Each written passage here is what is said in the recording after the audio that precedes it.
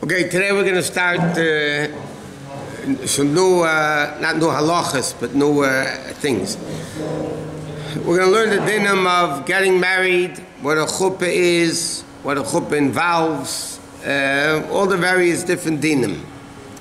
So number one, the first mitzvah in the Torah is the mitzvah plurvu, be fruitful and and multiply, which is a mitzvah upon a man to have children. Women are not obligated in the mitzvah plurvu, and the Gemara says why not? Because when Hashem said it to Adam Rishon, He said plurvu, be fruitful, multiply, umilu es haaretz, fill up the earth, v'chifshua, and conquer it. And the Gemara says, at least in the olden times, ish darke lichbesh, a man goes to war. Women didn't go to war. They weren't allowed to go to war in those days. Nowadays also not, but that's a separate issue. So there's an obligation on a man to get married. Now, when does the mitzvah begin? So, as the Mishnah said, ben shmein esrei lo chuppah, which is, by the way, an interesting argument in halacha. When the Mishnah says 18 years old, you're supposed to get married, does it mean when you enter the 18th year? That means as soon as you turn 17, you're in the 18th year. Or does it mean when you turn 18, so you're in the 19th year? So here in Kitzur, he said, Mishenichnes l'shnas yudches. Okay? When you enter the 18th year. So the question is like this. Why isn't he obligated to bar mitzvah? If it's a mitzvah, mitzvahs begin a bar mitzvah, so why isn't the bar mitzvah boy obligated in the mitzvah plurvu? So the poskim write, because you have to learn Torah first. And until, not only that, he's not able to produce proper seed until he's 18. The bottom line is that the boys until 18 are not obligated to get married. After 18 they are. Now, what? I hear. It only says learning Torah. Why doesn't it mention, like Rabbi mentions, also to learn, to have a way of making support together? He's not saying that you don't have to. He's talking about the mitzvah of, we're learning the dinim of marriage. We're not learning the dinim of making a living. At the Mishnah says a person's obligated to learn a trade. Here we're talking the dinim of marriage. Obviously, if you're married, you have to support your family. Unless if you have a rich father-in-law, or a rich father, or both of the above, and then you get nothing. Or none of them, you stay in Kailo for a few years. But now we're learning again. They're not saying there's no obligation to have a living. There is. But at least it says you shouldn't pass the age of 20. But it says if you're learning Torah, that's the heta that everybody uses. That if you're learning Torah, so then you could stay longer without getting married. In other places it says that because he has to make a parnasa, and sometimes you have to make a parnasa first, and then you get married. So that's also one of the leniencies where people postpone it until afterwards. So what about Yonatan ben Uzziel? He never got married because he was always learning Torah. Not Yonatan ben Uzziel. Who was it? Ben Azai. No, Yonatan ben Uzziel. Ben Azai. And Amuka. Who said he never got married? No, it says that. The Gemara says Ben Azai either got married and got divorced or never got married. If it says about Yonatan ben Uzziel, fine. Then I agree. If it says, it says. It doesn't say, it doesn't say. But the Gemara says Ben Azai either. But the Ritva writes that nowadays you can't say Ben Azai nafshi choshka b'teira, that I want to learn. It doesn't work today. In the olden times it worked. Okay. Now, what is the mitzvah plurvu? The mitzvah is to be fruitful and multiply. So technically a person has to have a son and a daughter. But that really is not the actual fulfillment of the mitzvah. If you have a son and a daughter, you don't actually yet fulfill the mitzvah. When do you fulfill the mitzvah? When you have a grandchild, a boy and a girl, but the son can give birth to boys, and it doesn't matter, a boy can have a girl can have a boy, it doesn't matter, as long as the grandkids you have a boy and a girl and the grandchildren, that's the proper way of doing the mitzvah. I mean, you're also yet to the mitzvah plurvu. Yeah. Now, even a person that, let's say,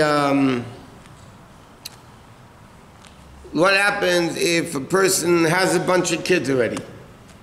Nevertheless, it says in halacha you shouldn't stay without a wife. Should be be married, have a wife, even though you're not going to have any more kids, because people shouldn't be chayshid. You people shouldn't suspect you that you're doing inappropriate things. Besides that, it says you need for company and all that. Okay, that's what he says. 1 second. Now, by the way, it's interesting, halacha. What happens if somebody has a kid who's a mamzer? They're still obligated.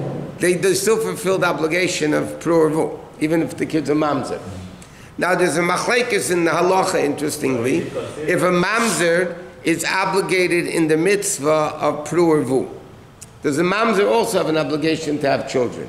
The problem is, because if a mamzer has children, they're also mamzerim.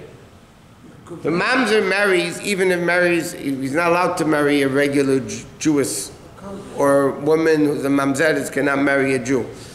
Yeah, but a mamzer can marry a convert, but the kid's still a mamzer. So what do you do the shotgun? Find me a mamzer? So how do you get out of that? How do you get out of that? There's no loophole today. If somebody's real mamzer,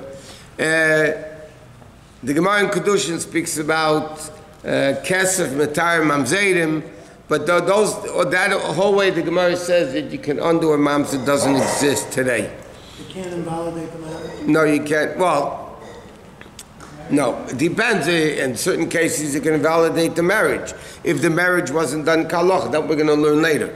But if a marriage was done k'halacha, it's very difficult to invalidate the marriage, to say that the kid is not a mamzer. So, but there is a way. Ramesh once had a tshuva. It was a very complicated case, and the guy sent. It was worked out before. A guy sent a get to his wife. In other words, this guy that had the mamzer. Okay, so he sent a get to his wife. By the way, you can't just do this. Okay. The guy sent a get to his wife through a shliach, and then he was mevatel the shliach, and he said, I'm undoing the shlichus. The shliach didn't know of it, and he gave the get. So then the Gemara in Gittin says that Afkinu Rabbanon Kedusha Minei, the Chachamim uprooted retroactively the first Kedushin. For whatever reason, it's a very complicated thing. So he did that once, is what they say. It's a tshuva. He did it once, and a lot of Rabbanim thanked him for it, for what he did. But that's the story.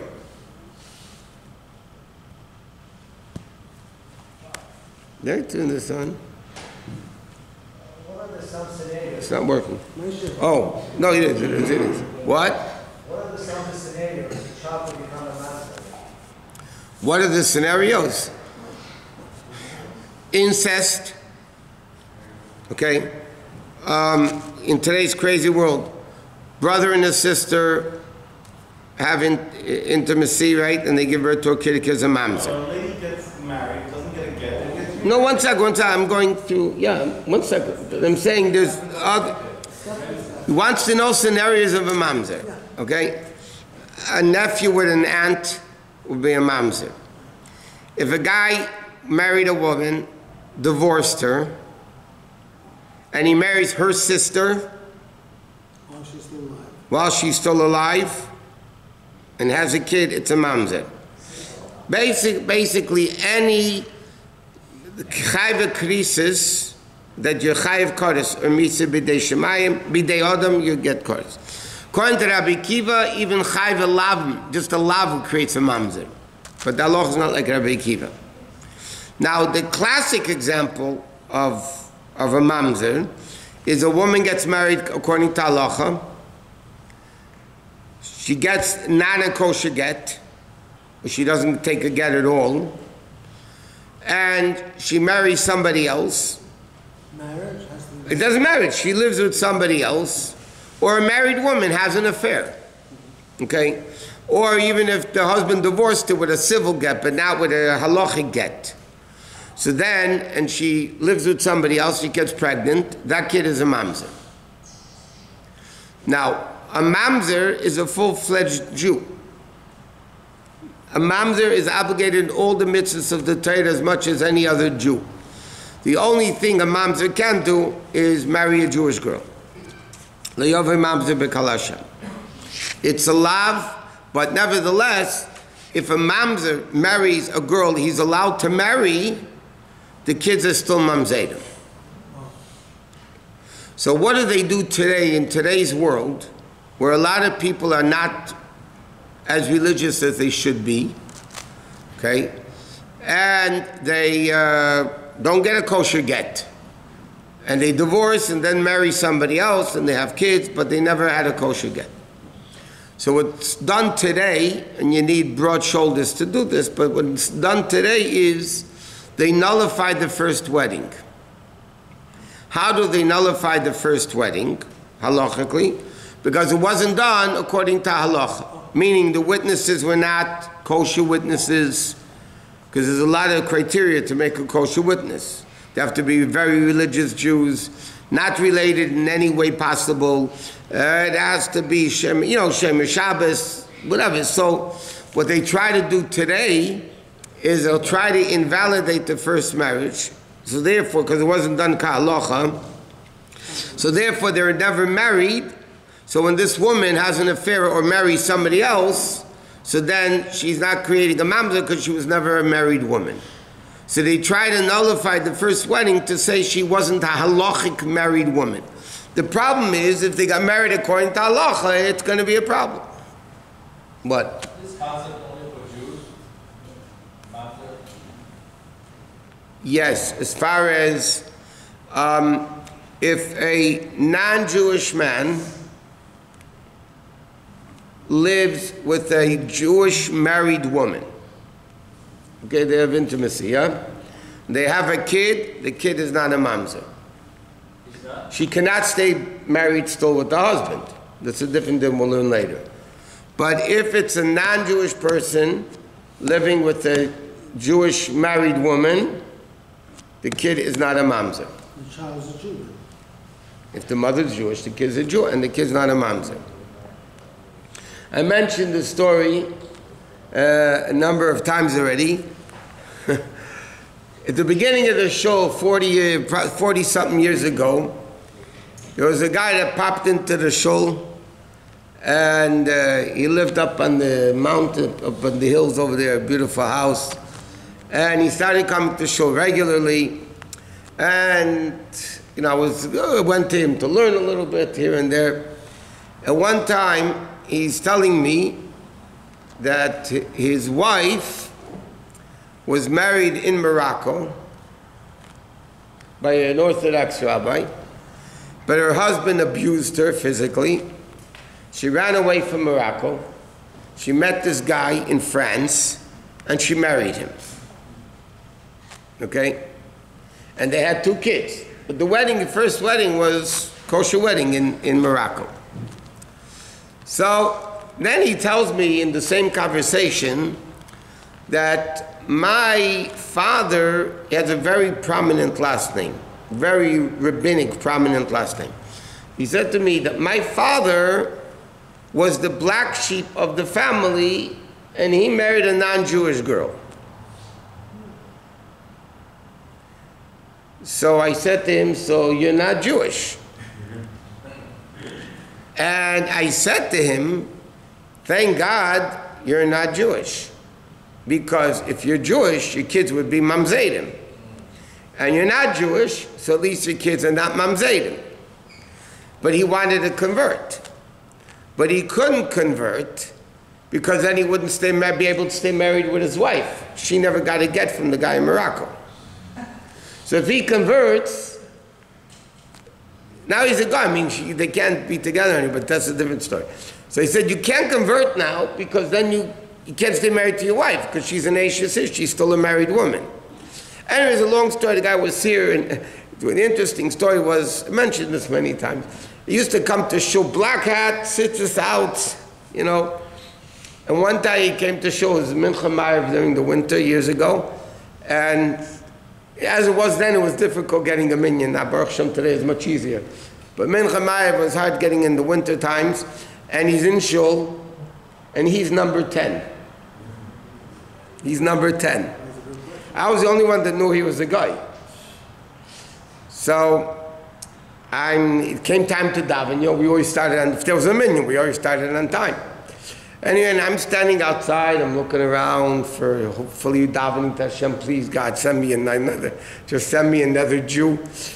And a very smart guy, shrewd guy who was in the shul at that time, walked outside. He says, with a smirk in his face, he said, is that guy not Jewish? He knew everybody else in shul. He said, is that guy not Jewish? He said, no. He says to me, what are you doing? I'm just looking, whatever. He says, is that guy not Jewish? He realized the guy's not Jewish. If not, we would have started. So anyway, the guy lost count. The guy went left, and his wife eventually got to get to Morocco. He had connection with the king of Morocco, so he got a guy to beat up the guy, the husband, and gave him a get, whatever. He got divorced. I don't know where he is now. I haven't seen him for years. But after the get, then you can then convert.